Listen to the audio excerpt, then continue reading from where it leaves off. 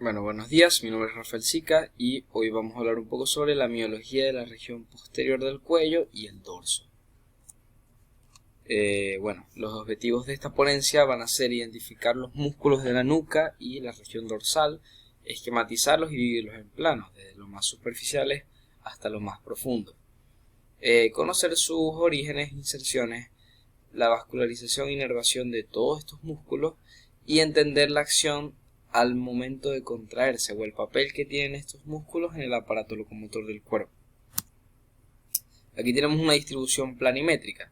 Esta distribución está sacada de Testi la Tariet y lo que vamos a hacer es que vamos a dividir los músculos en un plano superficial del dorso, músculos de la nuca propiamente dicho, los músculos de los canales vertebrales, incluyendo los intertransversos y espinosos, y por último mencionar al menos los músculos coxígeos. Para el plano superficial del dorso, el músculo más superficial de este, que es el trapecio. El trapecio se va a originar en la línea occipital externa, como podemos ver aquí, es el número de 2, este músculo es un músculo par. Su inserción va a estar dada en el tercio externo de la clavícula, en el acromion y en los ligamentos espinosos desde C7, como vemos aquí, hasta T3, mediante fibras aponeuróticas. La acción de este músculo, que es lo más importante, va a ser el ascenso y el descenso del hombro, así como llevar el omóplato hacia adentro. Un músculo que los anatomistas describían que era para trepar, su acción era el trepar. El dorsal ancho, lo más característico de este es que va justo debajo del trapecio y un poco escondido detrás de él. Tiene fibras en forma de abanico. Y el origen de este músculo va a ser variable, va a ser desde la apófisis espinosa de T7 hasta L5 y mediante la aponeurosis lumbar va a ir hasta la cresta ilíaca y las 4 últimas costillas. De ahí se va a ir a insertar en la tuberosidad menor del húmero y en la corredera bicipital. La acción a grandes rasgos va a ser entonces llevar el húmero hacia atrás, ¿verdad? Llevar el húmero hacia atrás, la de jalar el brazo, llevar el codo hacia atrás y aproximar el omóplato hacia la línea media. El romboides está justo por debajo del trapecio y del angular, justo por debajo del trapecio, y del dorsal ancho. Es el número de 2, un romboides mayor y uno menor. Sin embargo, lo vamos a describir como un solo músculo separado por una aponeurosis. El origen va a ser en las apófisis espinosas desde la séptima cervical hasta la quinta torácica, y se va a originar justo en el borde medial de la escápula. La acción de este músculo va a ser llevar la escápula hacia adentro y hacia abajo. Y bueno, va a estar inervado por el plexo braquial y irrigado por las primeras 6 intercostales. El angular de la escápula o aproximador de la escápula, por la literatura moderna, vamos a ver que tiene un origen en las primeras 5 vértebras, apófisis transversal de las primeras 5 vértebras, y se va a ir a insertar en el borde superior de la escápula. La acción de este va a ser descender el hombro, y cuando solamente uno de los dos angulares de la escápula se contrae, pues inclinar hacia su lado la columna vertebral. La mnemotecnia de las inserciones es TC5, es decir, va de la apófisis transversal C1 hasta la C5. Esa es la mnemotecnia. Aquí podemos ver bien sus inserciones y su origen. Los serratos posteriores. El serrato posterior superior en esta imagen del Grace está tapado por el romboides mayor, y por el angular de la escápula. Sin embargo, podemos ver el posterior inferior. Su origen va a ser en los ligamentos cervicales de C7 a T4, y lo más importante es que es un músculo inspirador. Los serratos posterior, superior e inferior son de los músculos más profundos del dorso y van a ser antagonistas del serrato anterior.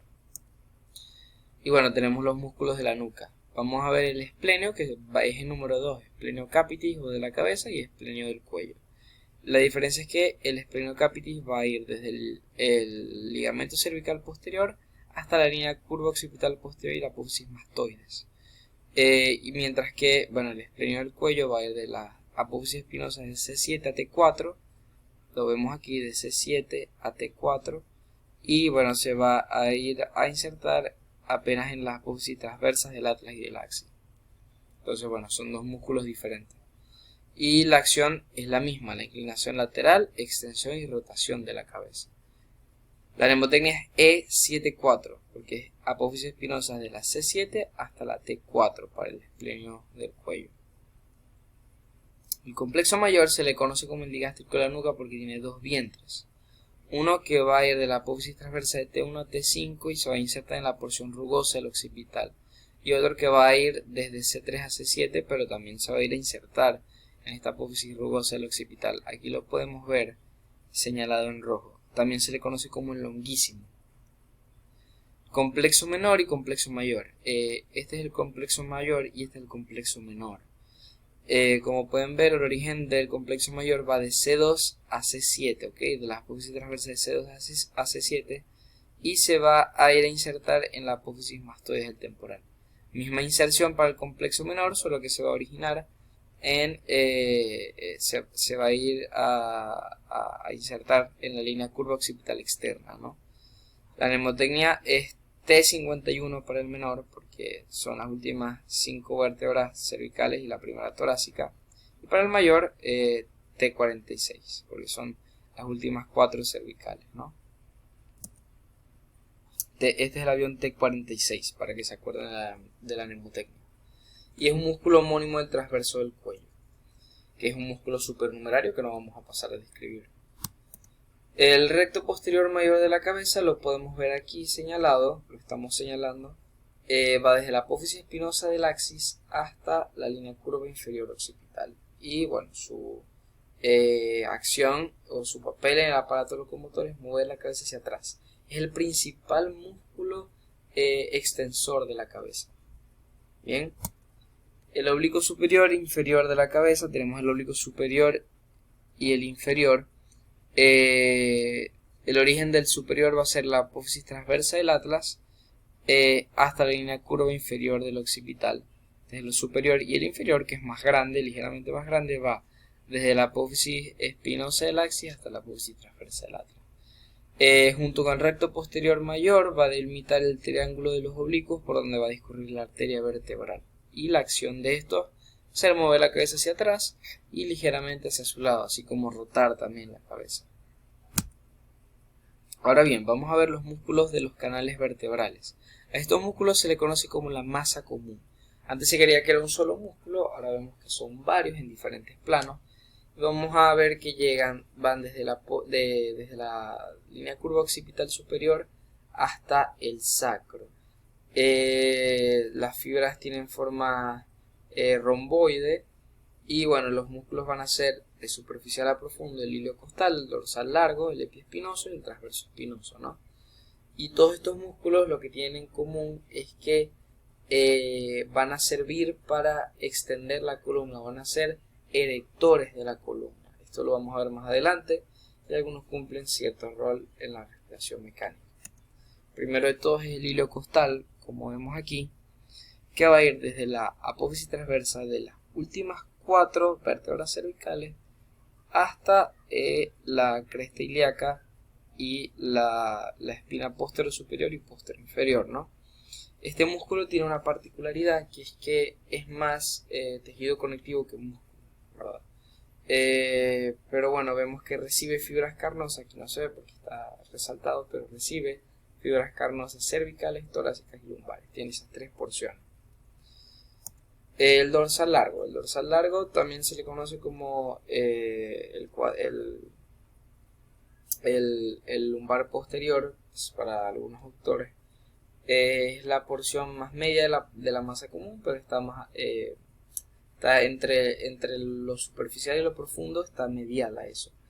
Se desprende del tendón conjunto de las vértebras torácicas y se inserta en el coxis mediante la aponeurosis lumbar. Se va a dividir en fascículos lumbares y en fascículos transversos, ¿no? Por las apófisis transversas. Y bueno, tiene una relación muy estrecha con el ilio costal. El epiespinoso, lo vemos aquí, antes se le conocía como músculo espinoso, ¿no? Va desde una apófisis espinosa a otra, discurriendo de esta forma, ¿no? Tan característica. Va desde T1 hasta L3, L4 más o menos. Y bueno, su acción es el principal erector de la columna. ¿Okay? Este es el principal erector de la columna, es el más medial y el más profundo de los músculos de la gotera o músculos de los canales vertebrales. Muy bien, el transverso espinoso. Tenemos la teoría de Trollard. ¿Okay? ¿Cuál es esta teoría? Que el transverso espinoso va a tener orígenes e inserciones mucho más complejas que los otros músculos, y vamos a explicarlo de una manera más esquemática.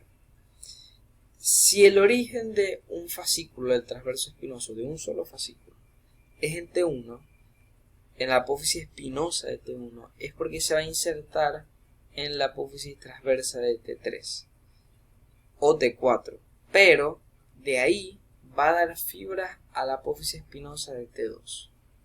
¿Se entiende? Entonces esto va a ser un entramado de fibras musculares que van a servir de soporte para la columna vertebral.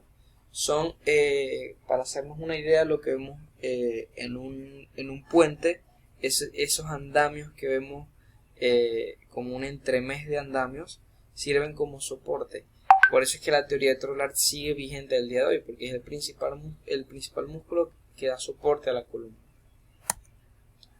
Tenemos los intertransversos, que van desde el borde superior de una apófisis transversa hasta el borde inferior de otra. Perdón, desde el borde inferior de una apófisis transversa hasta el borde superior de otra.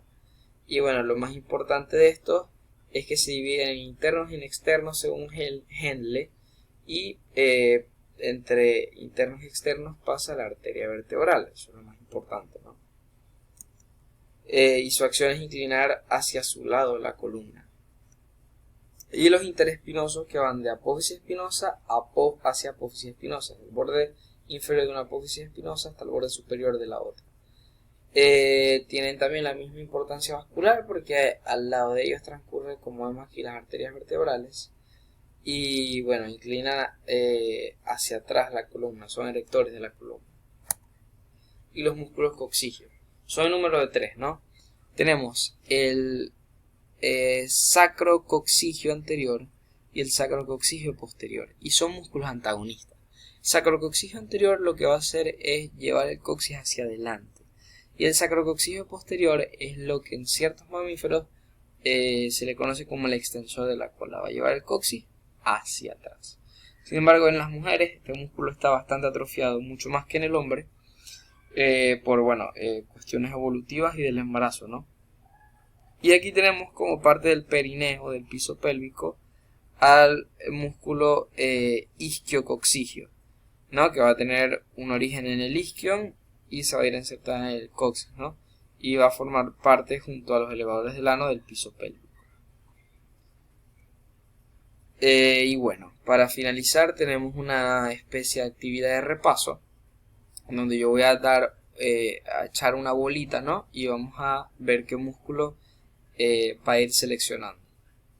Por ejemplo, aquí tenemos la primera bolita que va saltando y selecciona el trapecio, ¿no?